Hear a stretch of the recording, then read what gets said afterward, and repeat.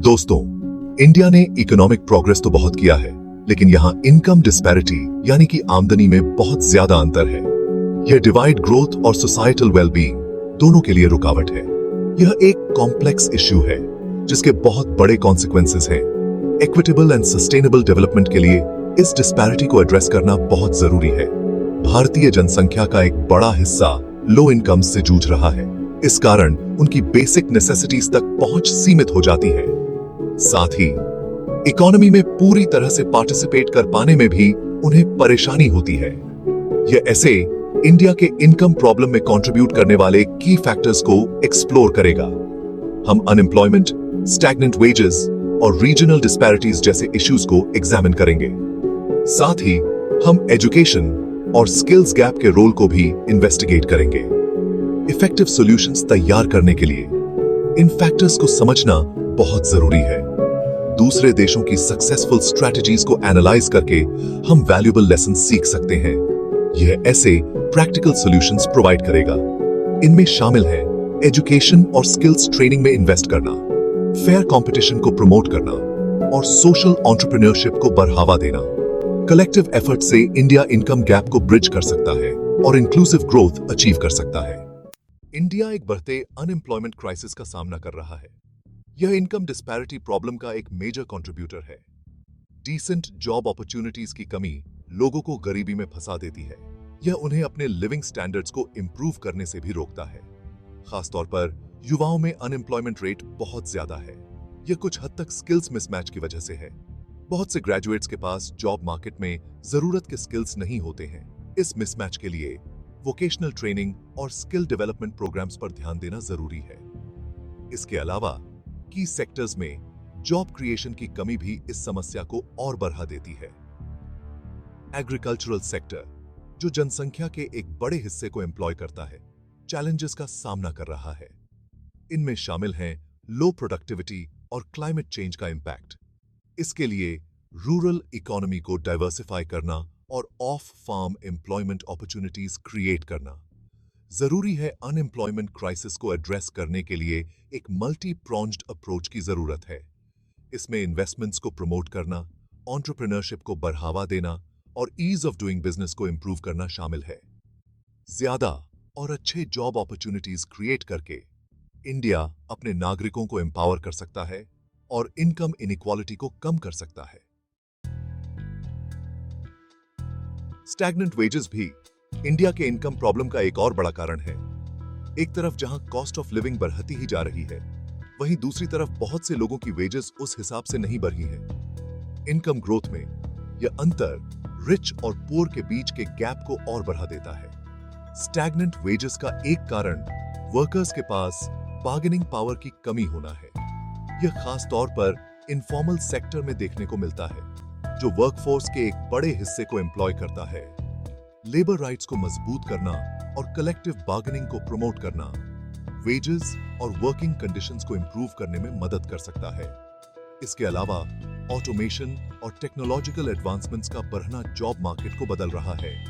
जहां एक तरफ ये एडवांसमेंट्स अपॉर्चुनिटीज लेकर आते हैं, वहीं ये चैलेंजेस भी पेश करते हैं। खास तौर पर लो स्किल्ड वर्कर्स के लिए ये जॉब डिस्प्लेसमेंट का कारण बन सकते हैं। वर्कफोर्स को बदलते जॉब मार्केट में कामयाब होने के लिए जरूरी स्किल्स से इक्विप करना बहुत जरूरी है। स्टैग्नेंट वेजेस को एड्रेस करने के लिए ऐसी पॉलिसीज की जरूरत है जो डिसेंट वर्क को प्रमोट करें, फेयर कॉम्पेंसेशन को इंश्योर करें और वर्कर्स राइट्स को प्रोटेक्ट करें। एजुकेशन और स्किल्स ट्रेनिंग में इन्वेस्ट करने से वर्कर्स को बदलते जॉब मार्केट के साथ अडेप्ट करने और अच्छी सैलरी वाली जॉब्स सिक्योर करने में मदद मिल सकती है। स्टार्क रीजनल डिस्पैरिटीज की वजह से इंडिया का इनकम प्रॉब्लम और भी कॉम्प्लिकेटेड हो जाता है। जहां कुछ राज्यों ने तेजी से इकोनॉमिक ग्रोथ देखा है, वहीं दूसरे राज्य पीछे रह गए हैं। यह uneven development tale of two Indias create करता है। एक तरफ प्रॉस्परस इंडिया है तो दूसरी तरफ स्ट्रगलिंग इंडिया। यह डिस्पैरिटीज कई इंडिकेटर्स में साफ दिखाई देती हैं, जिनमें शामिल हैं per capita income, poverty rates और बेसिक सर्विसेज तक पहुंच। जिन राज्यों में बेहतर इंफ्रास्ट्रक्चर, एजुकेशन सिस्टम्स और गवर्नेंस होती है, वहां ज्यादा इन्वेस्टमेंट्स आते हैं। और ज्यादा जॉब्स क्रिएट होते हैं। ये डेवलप्ड और अंडर डेवलप्ड रीजन्स के बीच के गैप को और बढ़ा देता है। रीजनल डिस्पैरिटीज को ब्रिज करने के लिए एक टारगेटेड अप्रोच की जरूरत है, जो हर रीजन की स्पेसिफिक नीड्स और चैलेंजेस पर फोकस करे। इसमें शामिल है इंफ्रास्ट्रक्चर डेवलपमेंट में इन्वेस्ट करना, लैगिंग रीजन्स में इंडस्ट्रियल ग्रोथ को प्रमोट करना और एजुकेशन और हेल्थ केयर तक पहुंच को इंप्रूव करना। इसके अलावा पावर और रिसोर्सेज का डिसेंट्रलाइजेशन लोकल गवर्नमेंट्स को रीजनल चैलेंजेस को और इफेक्टिवली एड्रेस करने के लिए एम्पावर कर सकता है। बैलेंस्ड रीजनल डेवलपमेंट को प्रमोट करके इंडिया यह इंश्योर कर सकता है कि इकोनॉमिक ग्रोथ के बेनिफिट्स समाज के सभी सेक्शंस तक पहुंचें। Section 5 education and skills gap, a barrier to progress. India में एजुकेशन और स्किल्स गैप इकोनॉमिक प्रोग्रेस के लिए एक बड़ा बैरियर है और यह इनकम प्रॉब्लम को और बढ़ा देता है। जनसंख्या का एक बड़ा हिस्सा क्वालिटी एजुकेशन और रेलेवेंट स्किल्स ट्रेनिंग से वंचित है। यह उनके एम्प्लॉयमेंट अपॉर्चुनिटीज और अर्निंग पोटेंशियल को सीमित कर देता है। हालांकि इंडिया ने लिटरेसी रेट्स को इंप्रूव करने में प्रगति की है, लेकिन एजुकेशन की क्वालिटी अभी भी एक चिंता का विषय है। बहुत से स्कूल्स, खास तौर पर रूरल एरियाज में एडिक्वेट इंफ्रास्ट्रक्चर की, क्वालिफाइड टीचर्स की और अपडेटेड करिकुलम की कमी है। इसकी वजह से स्किल्स इम्पार्टेड और जॉब मार्केट में जरूरत के स्किल्स में मिसमैच हो जाता है। इसके अलावा वोकेशनल ट्रेनिंग और स्किल डेवलपमेंट प्रोग्राम्स तक पहुंच बढ़ाने की जरूरत है। ये प्रोग्राम्स इंडिविजुअल्स को ऐसे प्रैक्टिकल स्किल्स और टेक्निकल नॉलेज से इक्विप कर सकते हैं जिनकी काफी डिमांड है। यह उनकी एम्प्लॉयबिलिटी को एनहांस करेगा और उन्हें अच्छी सैलरी वाली जॉब्स सिक्योर करने में इनेबल करेगा। पॉवर्टी के साइकिल को तोड़ने और इंक्लूसिव ग्रोथ को प्रमोट करने के लिए एजुकेशन और स्किल्स डेवलपमेंट में इन्वेस्ट करना बहुत जरूरी है। क्वालिटी एजुकेशन और रेलेवेंट स्किल्स ट्रेनिंग प्रोवाइड करके इंडिया अपने नागरिकों को इकोनॉमी में पूरी तरह से पार्टिसिपेट करने और अपने लिविंग स्टैंडर्ड्स को इंप्रूव करने के लिए एम्पावर कर सकता है। Section 6 global lessons, success stories and strategies. दूसरे देशों ने इनकम इनइक्वालिटी को सफलतापूर्वक एड्रेस किया है और ज्यादा इक्विटेबल सोसाइटीज बनाई हैं। उनके एक्सपीरियंसेस और स्ट्रैटेजीज से सीखकर इंडिया वैल्यूएबल लेसन्स सीख सकता है और उन्हें अपने कॉन्टेक्स्ट में अडैप्ट कर सकता है। उदाहरण के लिए स्कैंडिनेवियन कंट्रीज जैसे नॉर्वे और स्वीडन अपने strong social safety nets, progressive taxation policies और एजुकेशन और हेल्थ केयर में इन्वेस्टमेंट्स के लिए जाने जाते हैं। इन मेजर्स ने इनकम इनइक्वालिटी को कम करने और एक ज्यादा इक्विटेबल सोसाइटी बनाने में मदद की है। इसी तरह साउथ कोरिया और ताइवान जैसे देशों ने रिमार्केबल इकोनॉमिक ग्रोथ अचीव किया है और साथ ही इनकम डिस्पैरिटीज को भी कम किया है। उन्होंने एक्सपोर्ट ओरिएंटेड इंडस्ट्रियलाइजेशन, एजुकेशन और टेक्नोलॉजी में इन्वेस्टमेंट्स और एसएमईज यानी small and medium sized enterprises को प्रमोट करने पर ध्यान दिया है। ये उदाहरण government intervention, social welfare programmes और ह्यूमन कैपिटल में इन्वेस्टमेंट्स की इंपॉर्टेंस को हाईलाइट करते हैं। दूसरे देशों की सक्सेसफुल स्ट्रैटेजीज को अडैप्ट करके इंडिया एक ज्यादा जस्ट और इक्विटेबल सोसाइटी बना सकता है। Section 7 investing in education and skills development. India के इनकम प्रॉब्लम से निपटने के लिए एजुकेशन और स्किल्स डेवलपमेंट में इन्वेस्ट करना बहुत जरूरी है। इंडिविजुअल्स को जरूरी नॉलेज और स्किल्स से इक्विप करके इंडिया उनकी एम्प्लॉयबिलिटी को एनहांस कर सकता है, प्रोडक्टिविटी को बूस्ट कर सकता है और एक ज्यादा स्किल्ड वर्कफोर्स बना सकता है। इसके लिए एक मल्टी प्रोंज्ड अप्रोच की जरूरत है।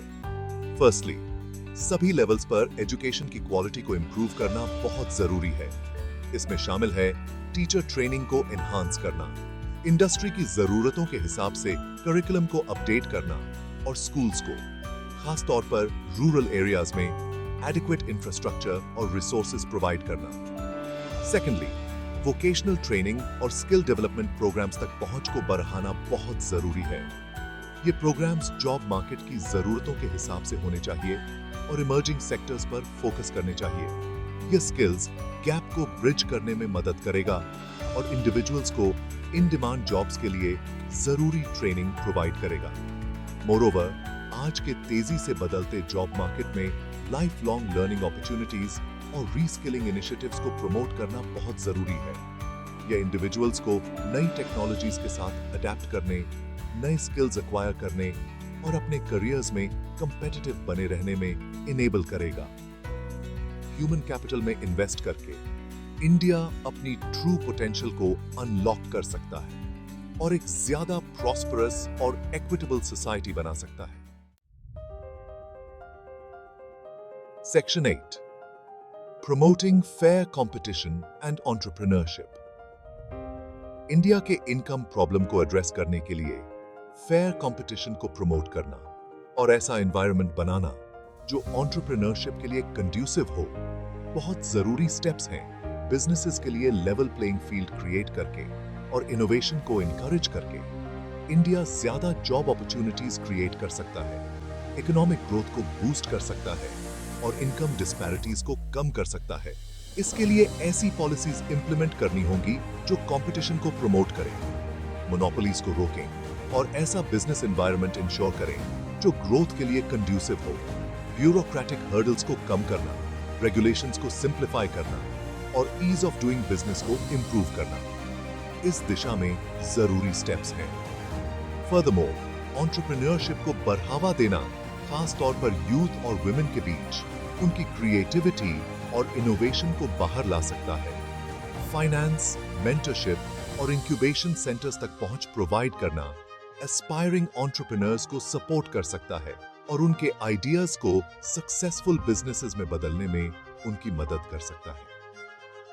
फेयर कंपटीशन को प्रमोट करके और एंटरप्रेन्योरशिप को बढ़ावा देकर इंडिया एक ऐसी डायनामिक और इंक्लूसिव इकोनॉमी बना सकता है जहां सभी को कामयाब होने का मौका मिले। यह न सिर्फ जॉब्स क्रिएट करेगा और इकोनॉमिक ग्रोथ को बूस्ट करेगा, बल्कि इंडिविजुअल्स और कम्युनिटीज को भी एम्पावर करेगा, जिससे एक ज्यादा इक्विटेबल सोसाइटी बनेगी।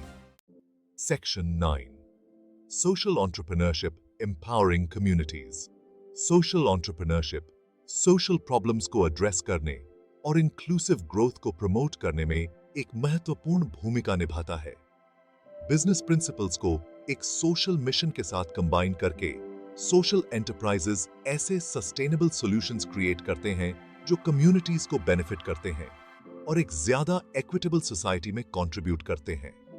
इंडिया के इनकम प्रॉब्लम के कॉन्टेक्स्ट में सोशल एंटरप्रेन्योरशिप मार्जिनलाइज्ड कम्युनिटीज को एम्पावर कर सकता है, जॉब अपॉर्चुनिटीज क्रिएट कर सकता है और जरूरतमंद लोगों को एसेंशियल सर्विसेज प्रोवाइड कर सकता है। उदाहरण के लिए, social enterprises under privileged youth को वोकेशनल ट्रेनिंग प्रदान करने पर, स्किल डेवलपमेंट और एंटरप्रेन्योरशिप अपॉर्चुनिटीज के जरिए वुमेन को एम्पावर करने पर या रूरल एरियाज में सस्टेनेबल लाइवलीहुड्स क्रिएट करने पर फोकस कर सकते हैं।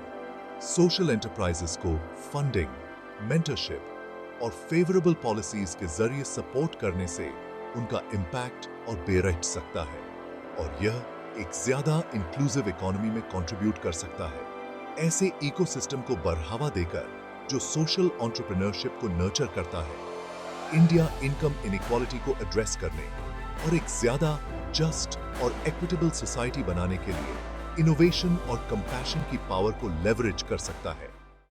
Section 10, conclusion, a collective effort for inclusive growth. India के इनकम प्रॉब्लम को एड्रेस करना एक कॉम्प्लेक्स चैलेंज है जिसके लिए एक मल्टीफैसेटेड और सस्टेन्ड एफर्ट की जरूरत है। यह एक शेयर्ड रिस्पॉन्सिबिलिटी है जिसके लिए government, private sector, civil society और सिटीजन्स के बीच कोलैबोरेशन की जरूरत है। साथ मिलकर काम करके इंडिया एक ऐसी ज्यादा इक्विटेबल सोसाइटी बना सकता है जहां सभी को आगे बढ़ने का मौका मिले। एजुकेशन और स्किल्स डेवलपमेंट में इन्वेस्ट करना, फेयर कंपटीशन और एंटरप्रेन्योरशिप को प्रमोट करना, सोशल एंटरप्रेन्योरशिप को बढ़ावा देना और रीजनल डिस्पैरिटीज को एड्रेस करने के लिए टारगेटेड पॉलिसीज इंप्लीमेंट करना सही दिशा में उठाए गए कुछ जरूरी कदम हैं। इन एरियाज पर फोकस करके इंडिया अपनी ट्रू पोटेंशियल को अनलॉक कर सकता है और अपने सभी नागरिकों के लिए एक ज्यादा प्रॉस्परस और इंक्लूसिव फ्यूचर बना सकता है, एक ज्यादा इक्विटेबल इंडिया की तरफ। यह जर्नी एक कलेक्टिव एफर्ट, सोशल जस्टिस के लिए एक कमिटमेंट और इंक्लूसिव ग्रोथ की पावर में बिलीफ मांगती है। साथ मिलकर काम करके इंडिया इनकम इनइक्वालिटी की चुनौतियों को दूर कर सकता है और एक ऐसा समाज बना सकता है जहां सभी को कामयाब होने और डिग्निटी और रिस्पेक्ट के साथ जिंदगी जीने का मौका मिले।